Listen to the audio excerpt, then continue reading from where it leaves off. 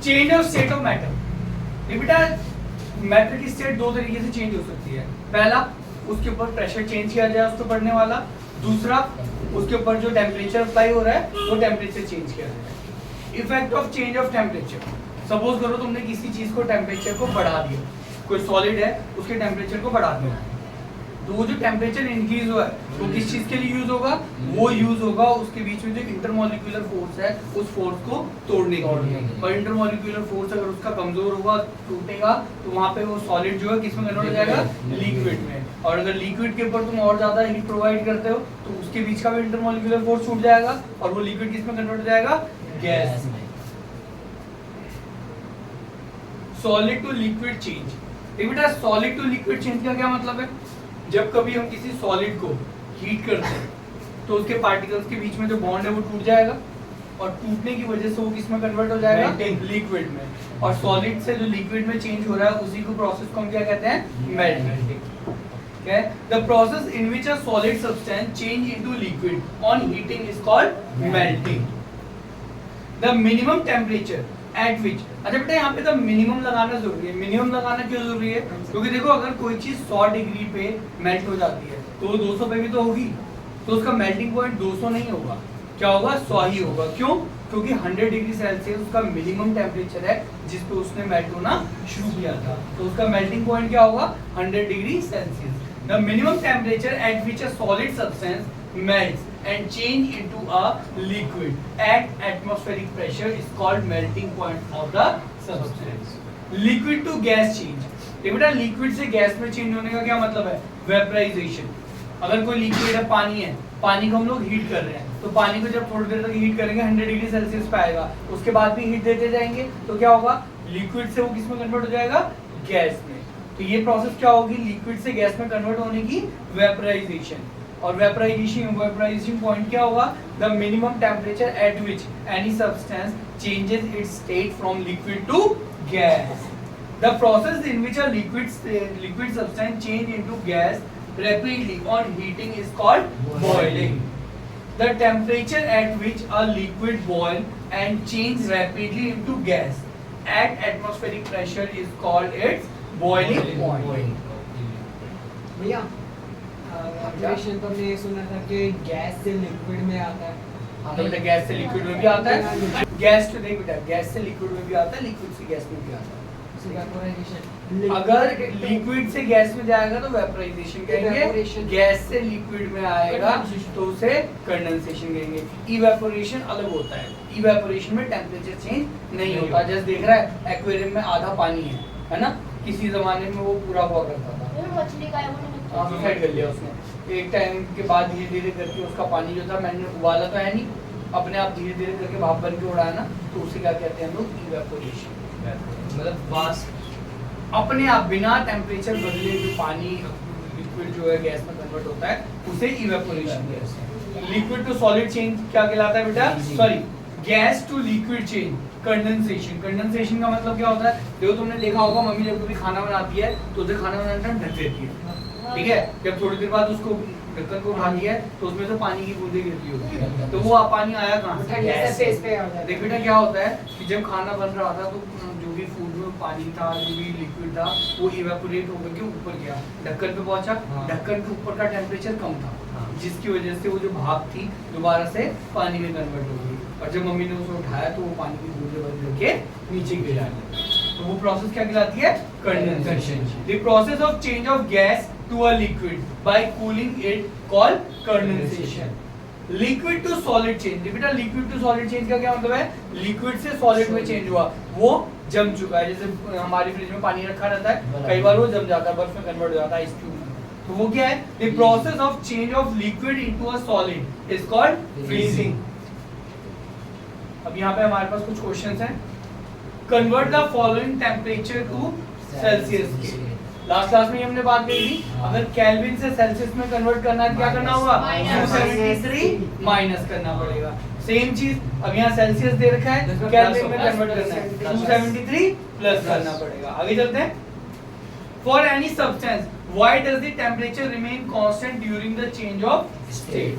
देख बेटा जब कभी किसी भी सब्सटेंस की स्टेट चेंज हो रही होती है, अगर कोई लिक्विड है, लिक्विड को हमने हीट करना स्टार्ट करा, हीट करने की वजह से वो गैस में कन्वर्ट हुआ। लेकिन अगर पानी है 100 डिग्री सेल्सियस में उबलना शुरू हो रहा है ना, तो उसका टेम्परेचर 110 नहीं हो जाएगा, 100 ही रहेगा। तो जो एक्स्ट्रा हीट हम दे रहे हैं वो जा कर रही है, जब टेम्परेचर नहीं बढ़ा रही, वो हीट लेटेंट हीट में कन्वर्ट होती है। अब ये लेटेंट हीट क्या होती है? लेटेंट हीट वो हीट होती है जो रिस्पॉन्सिबल होती है किसी भी सब्सटेंस की स्टेट चेंज होने के लिए, ठीक है, किसी भी सब्सटेंस की स्टेट के चेंज होने के लिए। अभी हम आगे पढ़ने वाले हैं उसके बारे में।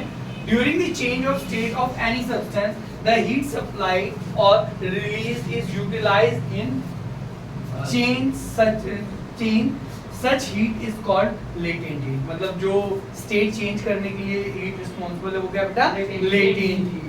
So the temperature of any substance remain constant during the change of state। जो टेम्परेचर है किसी भी सब्सटेंस का वो क्या रहता है बेटा? सेम रहता है, चेंज नहीं होगा, क्योंकि उसकी स्टेट चेंज हुई है। Suggest a method to liquefy atmospheric gas।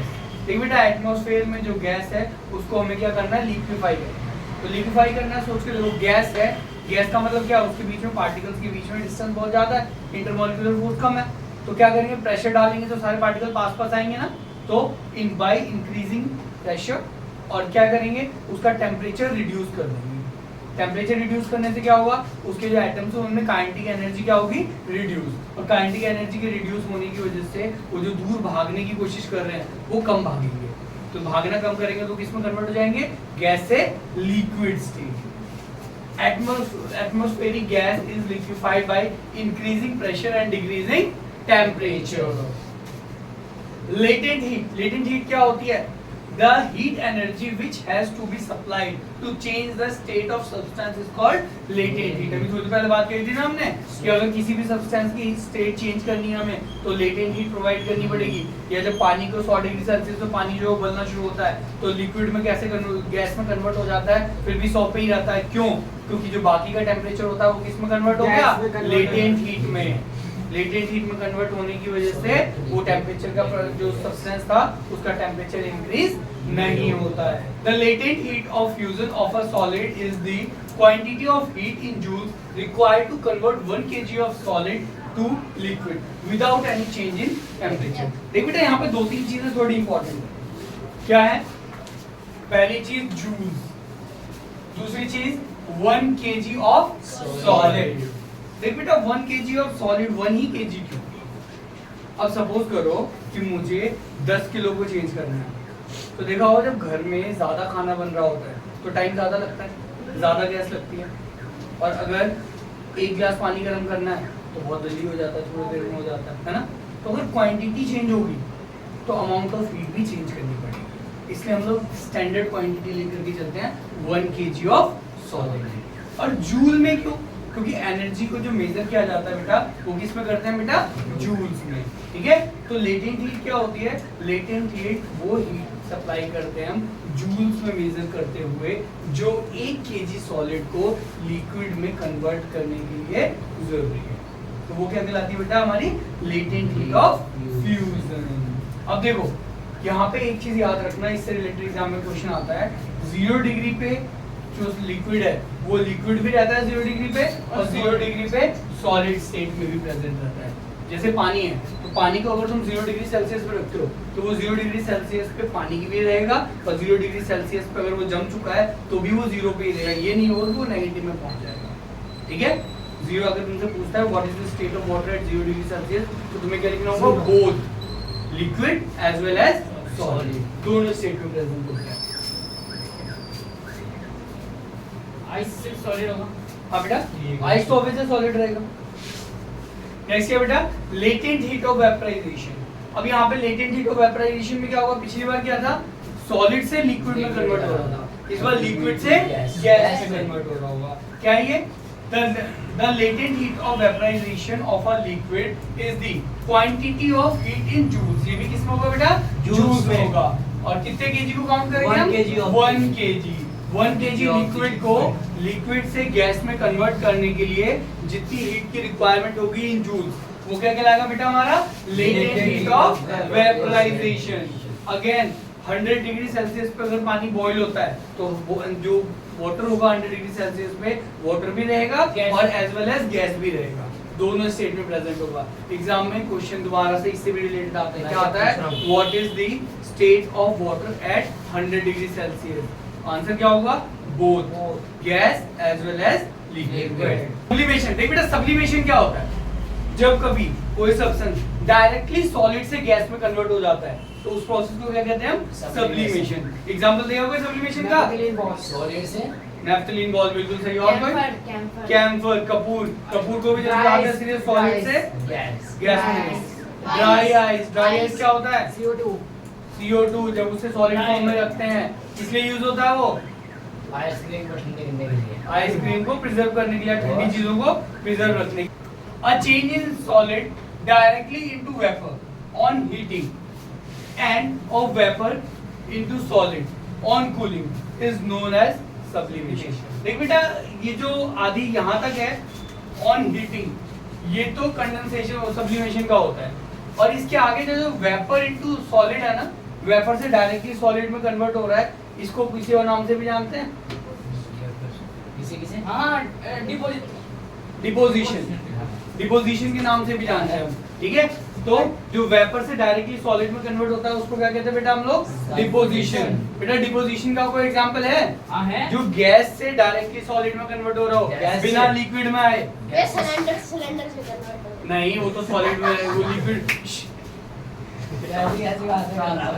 Solid से, सॉरी गैस से डायरेक्टली सॉलिड में आए, है कोई? गैस से सॉलिड में बेटा जो हमने कार्बन डाइऑक्साइड के लिए पढ़ा था ड्राई आइस, वो गैस से डायरेक्टली सॉलिड में ही तो आया ना। Effect of change of pressure, देख बेटा प्रेशर अप्लाई करने से क्या होगा, पार्टिकल्स पास पास आएंगे, तो अगर गैस से गैस के पार्टिकल पास पास आएंगे तो किस में कन्वर्ट हो जाएगा, लिक्विड में। लिक्विड में प्रेशर अप्लाई करेंगे तो लिक्विड के पार्टिकल पास पास आएंगे, किस में कन्वर्ट हो जाएगा, सॉलिड में, ठीक है। Gas can be liquefied by applying pressure and lowering temperature. अभी बताया ना कि अगर कोई गैस है, हम लोगों ने उस पर प्रेशर अप्लाई किया तो पार्टिकल पास आए, टेम्परेचर लो किया तो उसकी काइनेटिक एनर्जी रिड्यूस हो गई, तो जिसकी वजह से क्या हुआ, वो गैस से किस में कन्वर्ट हो गया, लिक्विड में। सेम अगर लिक्विड के साथ यही चीज करेंगे और ज्यादा तो वो किस में कन्वर्ट हो जाएगा, सॉलिड में। इवेपोरेशन क्या होता है, देखो बेटा अभी हमने बात करी थी वेपराइजेशन की, अब बात कर रहे हैं इवेपोरेशन। दोनों में अंतर क्या है, जब कोई चीज वेपर में कन्वर्ट होती है तो उसके अंदर हम उसे हीट दे रहे होते हैं, वेपराइजेशन के अंदर, है ना, जब हम उसे हीट दे रहे होते हैं तब कन्वर्ट होती है। और यहाँ पे क्या होता है, हम हीट नहीं दे रहे हैं। एग्जांपल दिया था ना, एक्वेरियम का पानी धीरे धीरे करके घटना शुरू हो जाता है, क्या है, the process of liquid changing into vapour even below it's boiling point. Temperature नहीं आया, बॉईल कर नहीं रहे हैं उसे, लेकिन फिर भी वो भाप में कन्वर्ट हो रहा है। नीचे सड़क पे आज बारिश हुई थी, पानी भाप बन करके उड़ गया, है ना, तो उबाला तो नहीं किसी ने, उबाला नहीं था ना, बॉइलिंग पॉइंट पे तो नहीं गया ना, फिर भी भाप में कन्वर्ट हो गया ना, तो वो क्या है, इवेपोरेशन। फैक्टर अफेक्टिंग इवेपोरेशन, एक बेटा इवेपोरेशन को अफेक्ट करने वाले 4 फैक्टर्स होते हैं। पहला क्या है बेटा, temperature, surface area, humidity and wind speed. पहला अगर टेम्परेचर इंक्रीज होगा किसी भी चीज का तो इवेपोरेशन की स्पीड जो है वो फास्टर हो जाएगी। नोटिस करना, अगर गर्मी का मौसम होता है, गर्मी के टाइम में जब पानी छिड़क देते हो घर के बाहर या कहीं पानी गिर जाता है तो वो बड़ी जल्दी सूख जाता है कंपेयर टू सर्दी। तो अगर टेम्परेचर ज्यादा होगा तो इवेपोरेशन की स्पीड भी ज्यादा होगी। नेक्स्ट क्या बेटा, सरफेस एरिया। कभी मम्मी को देखा है कपड़े सुखाते हुए, जब मम्मी कपड़े सुखाते हैं तो फैला फैला करके सुखा रही होती हैं ताकि सरफेस एरिया ज्यादा हो। सरफेस एरिया ज्यादा होगा तो पानी जल्दी सूख जाएगा। नेक्स्ट है ह्यूमिडिटी। ह्यूमिडिटी का मतलब क्या होता है बेटा, ये amount of water present in air, हवा में जितना पानी है। देखो बारिश के मौसम में अगर पानी गिर गया है तो गर्मी तो बहुत ज्यादा होती है, लेकिन फिर भी पानी सूख नहीं रहा होता। क्यों नहीं सूख रहा होता बेटा, इसलिए नहीं सूख रहा होता क्योंकि हवा जो है ना, हवा की पानी को एब्जॉर्ब करने की कैपेसिटी है, ठीक है। अगर हवा की पानी को जो एब्जॉर्ब करने की कैपेसिटी है वो फुल हो चुकी है, जितनी हवा वो जितना वो वेपर की फॉर्म में पानी को कंटेन कर सकता था उतना कर चुका है, तो और अगर वहां पे पानी पड़ा हुआ है तो क्या वो उसको भी लेगा, नहीं लेगा। तो इसलिए इवेपोरेशन का रेट स्लो हो जाता है। लेकिन गर्मी के मौसम में क्या होता है, जो हवा होती है वो ड्राई होती है, और ड्राई हवा अगर पास हो रही है तो उसकी कैपेसिटी है भी तो अपने साथ पानी को वेपर में कन्वर्ट करके ले जाने की, तो वो क्या होगा, इवेपोरेशन उस जगह पे बड़ी तेजी से होगा। तो अगर ह्यूमिडिटी ज्यादा है तो इवेपोरेशन स्लो होगा, ह्यूमिडिटी कम है तो इवेपोरेशन फास्ट होगा। विंड स्पीड, कभी देखा मम्मी पोछा लगाने के बाद पंखा चला देती है, क्यों जला देती है? ताकि वो जो जल्दी से ह्यूमिड सूखे। हवा है, हमारे आसपास की जो ह्यूमिडिटी वाली हवा है, वो आगे बढ़ जाए और नई पीछे से सूखी ड्राई हवा आए और वो जो पानी है उसे जल्दी से जल्दी इवेपोरेट करे और लेकर के फिर आगे बढ़े। हवा में अगर मोशन रहेगा, विंड स्पीड ज्यादा रहेगी, तो जो इवेपोरेशन है वो भी क्या होगा? फास्ट होगा। Cooling caused by evaporation. देख बेटा, कूलिंग कॉज्ड बाय इवेपोरेशन का मतलब क्या है? इवेपोरेशन से हमें ठंडक कैसे मिलती है? देखो नोटिस करना कि जब कभी हमें गर्मी लगती है, हमारी बॉडी पसीना रिलीज करती है और पसीना आने के बाद जब कभी हवा चलती है तो हमें ठंडा लगता है। क्यों ठंड लगती है? ठंडक फील होने लगती है इसलिए, क्योंकि देखो क्या है, हवा है, हवा जब हमारी बॉडी से टच होकर के निकलेगी तो वो उस पसीने को इवेपोरेट करके लेकर के जाती है। और इवेपोरेट करने के लिए जो उसे लेटेंट हीट चाहिए, भी मैंने पढ़ा था ना कि अगर सॉलिड लिक्विड जो है गैस में कन्वर्ट होगा तो उसे लेटेंट हीट की रिक्वायरमेंट होगी। तो वो लेटेंट हीट जो लेगी वो हमारी बॉडी से लेगी और हमारी बॉडी लेटेंट हीट लूज करेगी। और जब कभी हम लोग एनर्जी लूज करते हैं तो हमें ठंड लगती है। नोटिस करा है, कभी बुखार जब होता है तो हमें ठंड लगती है ना? बुखार में हमें ठंड लगने लगती है ना? क्यों लगने लगती है? एकदम स्वेट बहुत रिलीज करता है। नहीं, वहाँ रीजन अलग होता है। वहाँ पे रीजन क्या होता है बेटा कि हमारी बॉडी का टेम्परेचर बहुत गर्म सराउंडिंग से ज्यादा होता है। हमारी बॉडी का टेम्परेचर सराउंडिंग से ज्यादा होता है। अब अगर सराउंडिंग से ज्यादा, तो एनर्जी का फ्लो कहाँ होता है? हमेशा higher concentration to Lower lower concentration। Concentration. तो बॉडी में ज्यादा है, बाहर कम है, तो हीट कहाँ ट्रांसफर होगी? अंदर से बाहर। बाहर की तरफ, है ना? अंदर से बाहर की तरफ। और जब एनर्जी का लॉस होगा तो हमें ठंड लगेगी, इसलिए हमें ठंड लगने लगती है। सर्दियों के मौसम में भी हमें ठंड लगती है।